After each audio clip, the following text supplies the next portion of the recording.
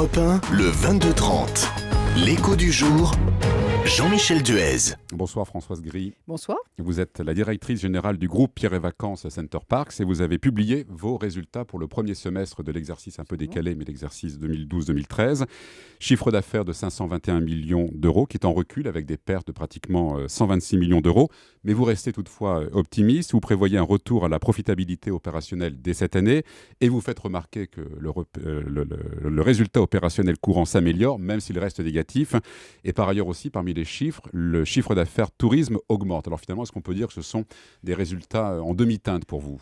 Absolument, puisque effectivement, ce sont des résultats d'un premier semestre qui est structurellement déficitaire dans notre activité, puisque beaucoup de charges sur le premier semestre et en fait, l'essentiel de l'activité se fait bien sûr autour de la saison d'été, donc un premier semestre qui est toujours déficitaire du point de vue des résultats opérationnels, des résultats qui sont aussi marqués par un premier semestre sans activité immobilière, donc qui pèse très largement sur le chiffre d'affaires, puisque il n'y a pas eu d'achat, il n'y a pas eu de programme. Construction de programme.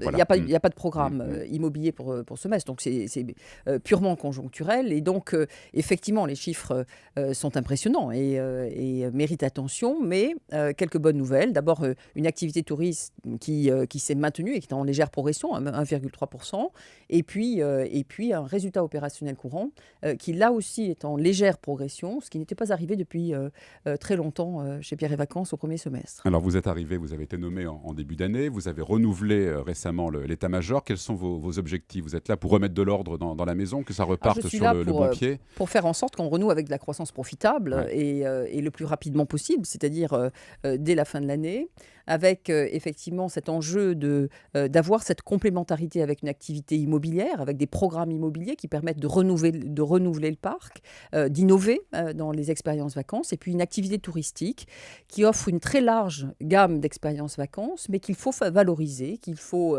vendre mieux. Et qu'il faut rendre contemporain, je dirais, dans sa façon d'être présenté à nos clients. Et donc, tout l'enjeu, c'est de se tourner vers nos clients, d'écouter comment ils font leur choix en matière de destination vacances et d'être les premiers, les meilleurs. Alors, il y a plein de choses dans vos objectifs. Tout d'abord, les programmes immobiliers, ça veut dire des constructions nouvelles. Vous avez des projets en France ou restez... Alors, aujourd'hui, ce sont des projets en Europe. Et le premier des projets qui va être livré, c'est à la fin de ce mois, puisque nous avons un nouveau Center Parcs qui ouvre en Allemagne, Bostalsee, dans la Sarre, près d'un très, très joli lac. Et puis, effectivement, un Center Parcs dans la Vienne, pas très loin du Futuroscope, pas très loin des châteaux de la Loire, avec une ouverture prévue à Pâques 2015. Donc, un certain nombre de projets. Puis, un emblématique projet qui s'appelle Village Nature et il s'agit d'avoir un parc près de celui d'Euro Disney, où il s'agit de reconnecter avec la nature encore plus profondément, avec des expériences innovantes.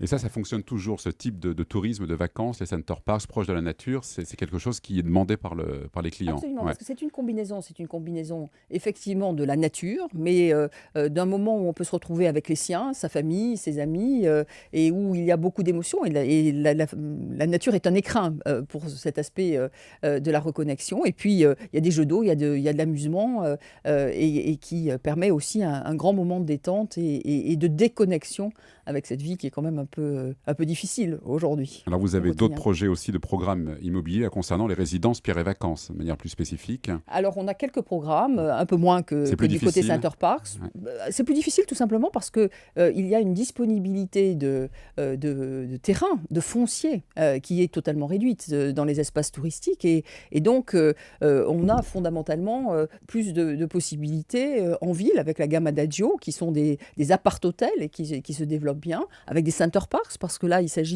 on peut se positionner dans des endroits en pleine nature. Alors, c'est aussi très compliqué, parce que, bien évidemment, les lois sur le respect de l'environnement fait que ce n'est pas si simple. Mais effectivement, très compliqué d'avoir des programmes aujourd'hui à la mer. Nous en avons quelques-uns à la montagne. Nous avons ouvert cet hiver de très belles résidences 5 étoiles à Avoriaz, et nous avons des programmes à Flaine et dans d'autres stations des Alpes. Alors, vous avez mis en place un plan d'économie. Ça passe par des suppressions de postes. Absolument. Donc ça, c'est un plan qui a été démarré dès l'année dernière, je dirais, avant mon arrivée, bien que j'ai été bien sûr impliquée. Oui, on est dans une conjoncture difficile qui pèse sur notre activité. Nous avons très clairement peut-être laissé filer un certain nombre de coûts alors que la conjoncture se préparait difficile, donc il fallait remettre de la concurrence. Ces suppressions de postes? Alors il n'y a pas que des suppressions de postes, même si c'est évidemment la partie la plus difficile ou la plus douloureuse.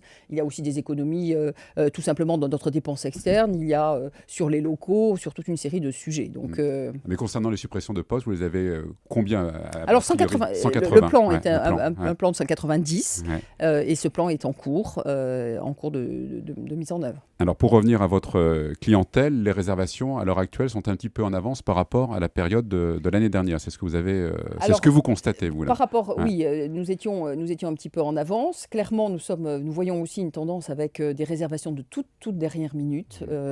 C'est déjà des tendances que nous avons constatées pour les vacances de Pâques, que nous avons constatées pour le week-end de Pentecôte. C'est au dernier moment qu'on se décide à partir en vacances et où on va et où on décide où on va y aller. Clairement, la météo n'aide pas non plus. Je crois que beaucoup de vacanciers aimeraient être sûrs de la météo dans leur lieu de vacances pour réserver. Une assurance météo. Mais pour cet été, comment se présentent les réservations? Eh bien, Même chose.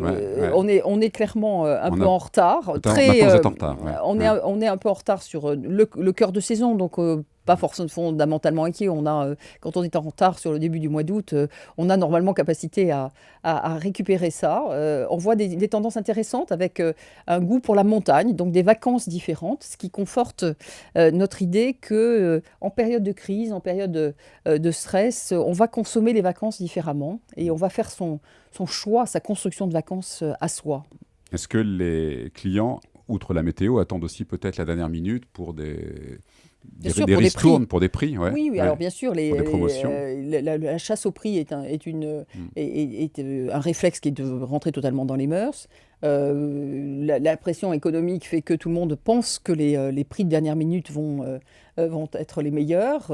Il y a aussi ceux qui jouent l'emplacement et qui souhaitent avoir les meilleures offres et qui ont réservé depuis longtemps. Donc de plus en plus, une polarisation, les premiers et les derniers, et puis au fil des envies, de la météo, des promotions, donc ces on remplit les deux saisons. Vous devez forcément en tenir compte dans vos coûts. Bien sûr, c'est évidemment quelque chose de très important. Quelle est votre clientèle? Vous voulez la développer notamment sur l'Europe du Nord? Alors nous avons une clientèle qui est essentiellement européenne, avec une toute petite majorité de Français, mais on est en gros 50-50 quand on prend nos deux marques au niveau européen, 50% de Français, 50% d'Européens du Nord essentiellement.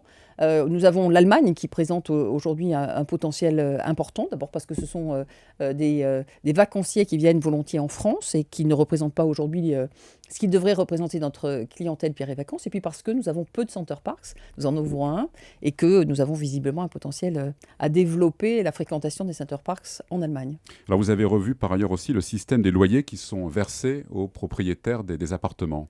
Oui, alors effectivement, le système, le modèle de Pierre et Vacances consiste à commercialiser des programmes immobiliers, de rechercher des investisseurs particuliers et puis de louer ces appartements pour les exploiter dans nos résidences touristiques. Il se trouve que ces loyers ont évolué indexés sur l'indice de la construction qui a augmenté de 40% alors que l'inflation dans les 10 mêmes années avait augmenté de 17%. Donc des investissements qui pour beaucoup ont été extrêmement rentables. Aujourd'hui, compte tenu de l'environnement économique, il faut que nous reconsidérions les résidence par résidence, village par village, cette situation, et nous proposons de façon systématique une solution à nos propriétaires, mais dans un certain nombre de cas, nous sommes amenés à leur faire une proposition différente de ce qu'ils avaient jusqu'à présent. Donc la rentabilité, si j'achète un appartement, est moindre qu'il y a 10 ans, par exemple? Oui, mais elle était bien souvent très forte. Bon, trop forte pour vous, en tout cas. Par ailleurs, vous voulez vous développer aussi sur les réseaux sociaux. Oui, ça passe par quel truchement? Alors pourquoi? Parce qu'aujourd'hui, 50% des vacanciers font leur choix, y compris de destination, de style de vacances, en allant à la pêche d'idées publiées par leurs tiers sur les réseaux sociaux. Et donc c'est là qu'il faut être pour faire valoir ce que l'on est, ce que l'on peut offrir et notre large gamme d'expériences vacances. Alors ça passe par encourager le dialogue avec notre marque, à valoriser, à être très réactif par rapport aux remarques qui nous sont faites et éventuellement de construire avec nos clients ce qui va faire la différence pour eux, le service qu'on va leur apporter ensuite dans leurs vacances. Les réservations sur Internet représentent quel pourcentage? Alors aujourd'hui, c'est selon les marques, c'est à la moyenne du groupe, c'est de l'ordre de 35%. Très différent sur Center Parcs, qui est essentiellement vendu en direct et pour une grande majorité sur Internet. Un peu différent sur Pierre et Vacances, puisque nous avons une clientèle étrangère qui viennent dans nos résidences au travers de partenaires. Mais c'est évidemment un mode de réservation qui est en train de croître de façon importante sur le marché. Alors on le disait, vous avez été nommé donc, en début d'année. Vous vous êtes donné combien de temps pour réussir, parvenir à vos objectifs? Eh bien écoutez, nous avons publié un plan en 3 ans, qui est c'est à la fois très long et à la fois très court. Avec des étapes très claires, des projets très clairs, et c'est cette route que nous allons suivre. Donc c'est-à-dire 2016 en fait. C'est l'exercice 2016, oui. Et vous avez chiffré à peu près les... On a chiffré de façon extrêmement précise, et d'ailleurs nous avons communiqué sur la façon dont nous allions changer notre résultat opérationnel courant sur le tourisme et gagner 7 points de rentabilité. Donc on est sur des ambitions qui sont tout à fait sérieuses. Et ça demande une mobilisation de toutes vos équipes. Alors ça demande bien sûr une mobilisation des équipes de management et puis de toutes les équipes, parce qu'aujourd'hui quand on est dans une activité de service, ce qui fait la réputation d'une marque, ce qui fait la réputation d'un site, c'est évidemment les équipes qui sont dans cette résidence et qui vont aller apporter ce service aux clients. Alors au-delà des chiffres, est-ce que vous justement pour cet aspect service de ce que vous proposez, vous allez sur le terrain, vous visitez les résidences, vos équipes Oui, alors... Comment ne pas parler de quelque chose? Je vous pose la comment question, imaginer le futur d'une entreprise, de sites de vacances, si vous ne les connaissez pas et si vous ne les vivez pas? Alors je ne les ai pas encore tous faits, hein. Il y en a 300 dans le groupe, donc je vais prendre un peu de temps pour les avoir tous visités, mais bien sûr, et j'ai pris...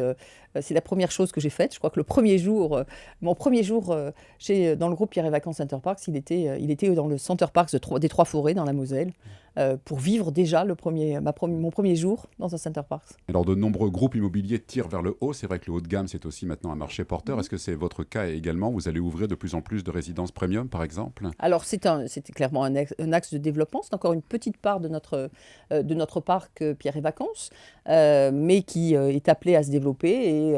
Et clairement, nos nouveaux programmes immobiliers sur Pierre et Vacances sont pour la majorité des programmes premium, parce que ça correspond à une demande du marché, une demande qui se maintient. Ce qui est important aussi, c'est d'offrir un accueil premium dans nos villages clubs, par exemple, ou dans nos center parks, ce que nous nous attachons à faire aussi.